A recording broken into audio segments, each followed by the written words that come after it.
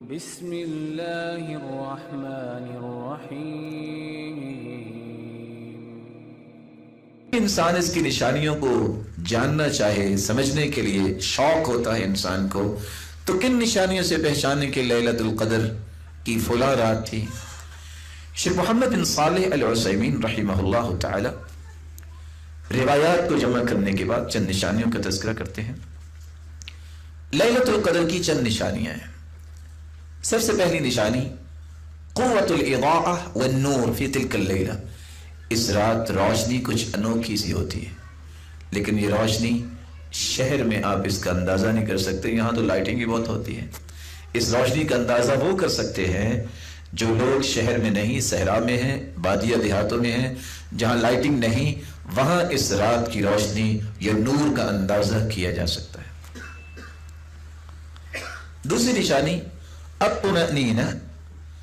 اس رات جو انسان کو قلبی سکون محسوس ہوتا ہے وہ بقیہ کسی رات میں محسوس نہیں ہوتا۔ انشراح الصدر، شرح صدر انسان کا دل کس طرح خوشی کے ساتھ مسرور ہوتا ہے، کس طرح دل کا سکون انسان کو ملتا ہے جب وہ اس رات کی عبادت کرتا ہے، اور انسان طمأنینت اپنے دل میں محسوس کرتا ہے جو بقیہ راتوں میں محسوس نہیں کرتا۔ تیسری نشانی ان الریاح تکون فیہا ساکنہ، اس رات نہ تو کوئی آندھی آئے گی اور نہ ہی کوئی زلزلہ آئے گا، پرسکون رات،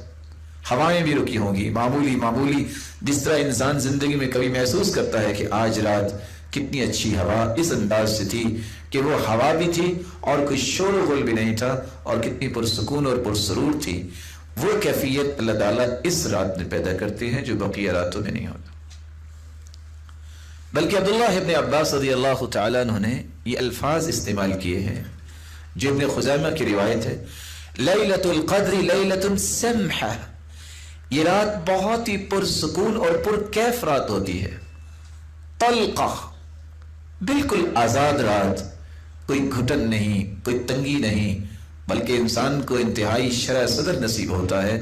لا حارہ ولا باردہ، نہ ہی اس میں کوئی زیادہ گرمی کی شدت ہوتی ہے نہ ہی اس میں سردی کی شدت ہوتی ہے، یہ معتدل رات اللہ تعالیٰ نے رکھی ہے۔ تصبح الشمس صبیحتها ضعیفۃ حمراء، اس رات کے بعد جب سورج نکلتا ہے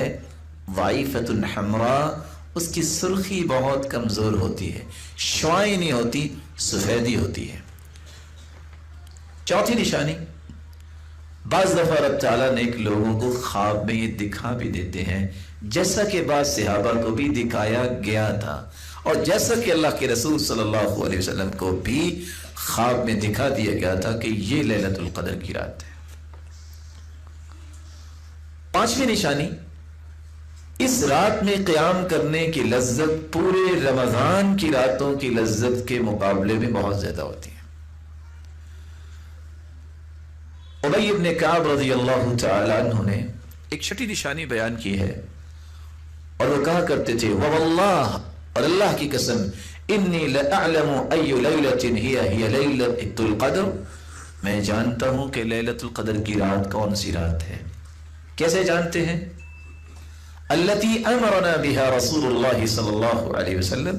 جس رات کے بارے میں اللہ کے رسول نے ہمیں حکم دیا، کس بات کا؟ بقیامها، کہ ہم اس میں قیام کریں۔ یہ لیلۃ صبیحۃ 27، یہ 27ویں رات کے بعد جو صبح ہوتی ہے،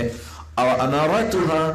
اور اس کی نشانی یہ ہے، ان تطلع الشمس فی صبیحۃ یومها بیضاء لا شعاع لها، جب 27ویں رات کے بعد 27ویں دن سورج نکلتا ہے تو اس کی شعاعیں نہیں ہوتی، اس کی سفیدی بس نظر آتی ہے، اور یہ روایت صحیح مسلم کی ہے 179۔ اور ابی بن کعب رضی اللہ تعالیٰ عنہ کی دوسری روایت سنن ابی داود میں 1378 میں یہ الفاظ بھی موجود ہیں کہ جب سورج نکلتا ہے تو کس طرح مثل قسطی، جس طرح ایک کھلا تھال ہوتا ہے، لیس لها شعاع حتى ترتفع، جب تک سورج بلند نہیں ہو جاتا اس وقت تک اس کی شعاعیں نہیں ہوتی۔ عبداللہ ابن عباس رضی اللہ تعالیٰ عنہ کی بات بھی آپ نے سنی کہ اس دن سورج جب نکلتا ہے حمراء ضعیف ہے، سرخ تو ہوتا ہے لیکن کمزور کس اعتبار سے اس کی شعاعیں نہیں ہوتی. تو یہ چند نشانیاں اس رات کی بیان کی گئی ہیں.